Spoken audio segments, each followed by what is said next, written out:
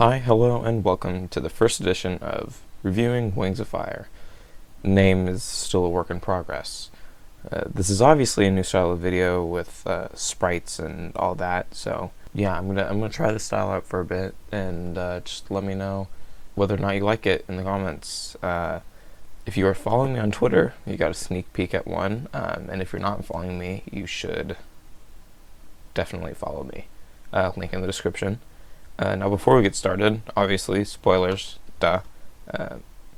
But if you don't care about that, you've already read the book, or you don't care for spoilers and you just want to know what generally happens in the book, just continue. Now, these are my own personal thoughts. If you disagree with them, that's cool. Let me know in the comments. I would love to know your take on it. So, without further ado, let's just get right into it.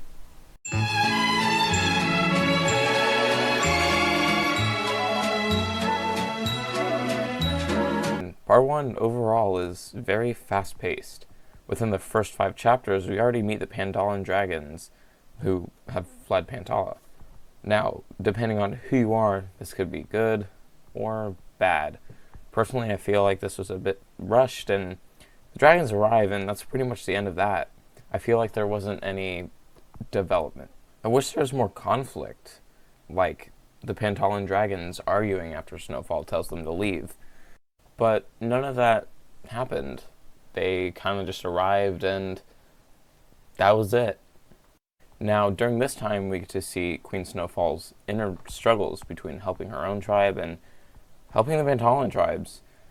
I like how Tui used the gift of vision to further progress Snowfall's inner conflict.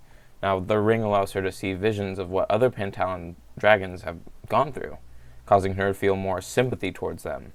But at the same time, she feels like she should care about her own tribe and not really care about what the Pandalan dragons have gone through. Now, seeing this back and forth inner conflict, this reminds me of what a better version Peril could have been. To me, Peril's whole personality was, I'm angry, but there's clay. And I don't know, that felt boring to me. Now, what Snowfall is more developed than that. Sure, Peril has her tragic backstory, but I don't really feel sympathy for her. But with Queen Snowfall, nothing really happened to her except her mother dying and her struggling to be queen. But with what we've seen in the Wings of Fire series, that's not that bad. Now, moving on in the story, everybody decides to head to Possibility to settle down for a bit. There we are reintroduced to Riptide and everyone's favorite blue emo scavenger obsessed weirdo, Winter. What is this? A crossover episode? And indeed it is. Now, as a major fan of the second arc, I was really concerned on how this crossover would play out. And to my surprise, it played out really well. It was very subtle how they reintroduced the characters. Well, at least Winter and Riptide, and I don't know, they're only the two I can think of. And Moon and Kibble, however you pronounce that.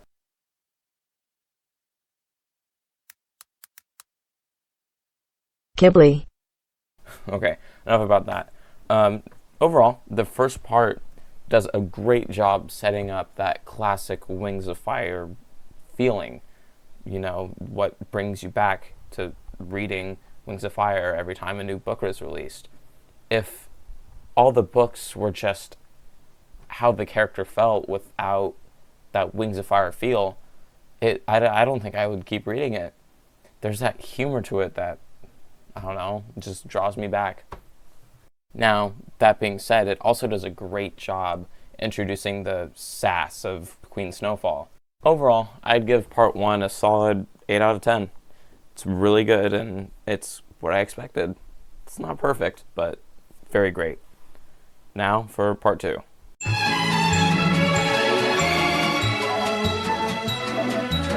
Well, part 2 is interesting to say the least. In the beginning, we find out that Crystal, Snowfall's long-lost sister, that's brought up a couple times in the first part, has been living in Possibility with a mudwing she's in love with. Very cute. Anyways, all the queens have a summit to find out what to do with the Pantalans and how to help them. There's some bickering back and forth, and no agreements are made. Sometime later, Winter, everyone's favorite, asks Snowfall to watch his scavenger because he's afraid she'll escape, because he's a great owner. Snowfall reluctantly agrees, and this is where we get a quote-unquote cameo from Sky. And you'll see why I say quote-unquote cameo later. Anyways, Sky ends up distracting Snowfall for Pumpkin, Winter's scavenger, to escape. And Snowfall ends up chasing them through the forest, where she ends up finding, you guessed it, kind of, possibly, Sky, Wren, and Daffodil, who was Pumpkin. And then, when things couldn't get worse, she passes out and has another vision. This time, it's different. She has a vision of scavengers and Pantala. This book is crazy. Anyways, so as I was reading, I was like, wow, this is a cool cameo, and I can't wait to get back to the main plot. Yeah, so turns out they're important to the main plot. Snowfall brings them back to talk to Winter, Cricket, Kibbley, and whoever else is there, and they basically come up with a plan to send Wren, Sky, and possibly Daffodil, I think Daffodil, to Pantala so they can explore that one hole that appeared that one time in Book 11 in exchange for the queens to tell their dragons to stop eating the humans. It's very weird. If I'm being honest, I don't really like this. I would kind of prefer the cameo every once in a while, but I don't want to see characters from separate story to come in and be in this story. You could make the argument, oh well, what about the Dragonets of Destiny in the second arc? They're not the main focus of the story. They are there to start the school, and they appear a couple times and are really there just for information to be passed through. With the Dragon Slayer crew, they are very important to the story. Whatever they find in that hole, like the Breath of Evil or whatever, it's going to be them that does it, and it's going to be special. Basically, TLDR, I would just prefer if some other dragons did this, and that the Dragon Slayer crew stick to Dragon Slayer. Like I said, I like the cameo, but just having them being so important to the story, I don't know. I don't like it. Some of you guys may like it, and that's great, but I'm just not a fan of it. Like I said in the beginning, these are my personal thoughts about it. Anyway, mediocre second part.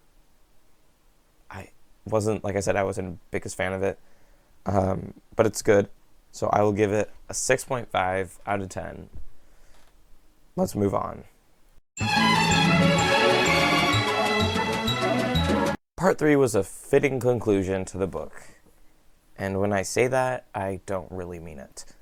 It is one of the most boring endings I've ever read, ever. The beginning of Part 3, Queen Snowfall says her goodbyes to her new friends. So touching, so sweet, whatever. She then heads back to the Ice Kingdom alongside Blinks, where she gets her technically last vision. And if you're smart and you've seen the poster, it's about Jabroa. Both of them. Basically, it explains why Animus magic isn't working. Long story short, Jabroa had mommy issues. When I was reading it, I was genuinely mad. That's it? That's the whole reason why Animus magic isn't working? Is just because I'm angry and I don't want people to ruin Animus magic, so I'm going to destroy it forever. It pissed me off so much. It reminded me of that one kid who got caught playing Run 3 in the computer lab and then snitched on everybody else. You know who you are, Robert. Moving on, for Queen Snowfall's last vision, she sees the creator of the ring, named Opal, who then shows her a vision on why Glacier chose her to be the queen instead of Crystal. She then wakes up and is like, you know what? I'm going to be a bad bee today. And she destroys the Great Ice Cliff alongside the rank wall. I liked that part. That was a cool part. I was like, go girl. But like I said, that was like the only part of the third part that I actually enjoyed. That's it. That's the book. Boom. Done. Very boring. Not my favorite at all. 4.5 out of 10.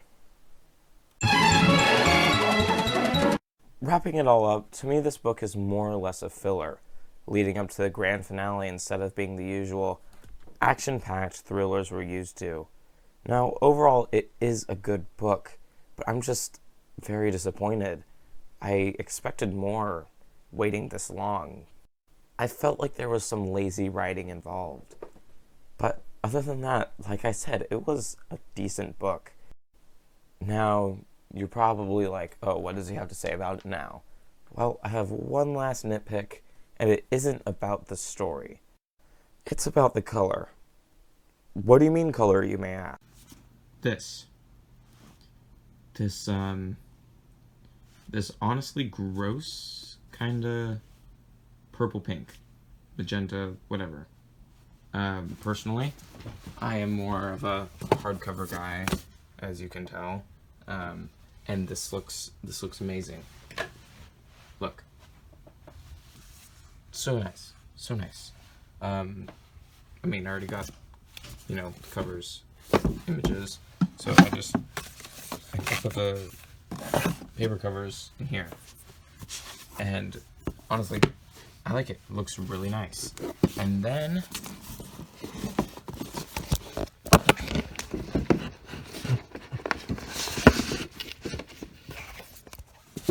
you add Dangerous Gift. What? It doesn't match. Like for the third arc, there's these nice kind of like dark colors, with these nice like I don't know. It all goes together, except for this. These are all kind of dark colors, and this one is just like, hey, look at me. I don't want to, but I guess I will. Like, look at these. Look at these. So nice. So pretty. So synchronized, I guess. And then there's you. You stinky little man. Stinky. Overall, good book. Not my favorite, but I guess we'll see what happens in about 5 years when the next book is released. Until then, I will see you on the channel, I think. I'll post more videos, whatever. I'll do other book reviews throughout the series. Since I started on book 14, I guess I'll work backwards. So yeah, please like and subscribe. I put a lot of time and effort into this video, and I would just appreciate some feedback. Now, like I said for the last time, these are my personal thoughts and opinions. They can differ from person to person. Just because I say it doesn't mean that's what it is. Like, I talked to some other people about it. A lot of people kind of have the same thoughts and whatever. Yeah. I'm going on too long about this. Yeah, make sure to like and subscribe. I put a lot of time and effort into this video, blah, blah, blah. Until then, I'll see you in the next video. Goodbye.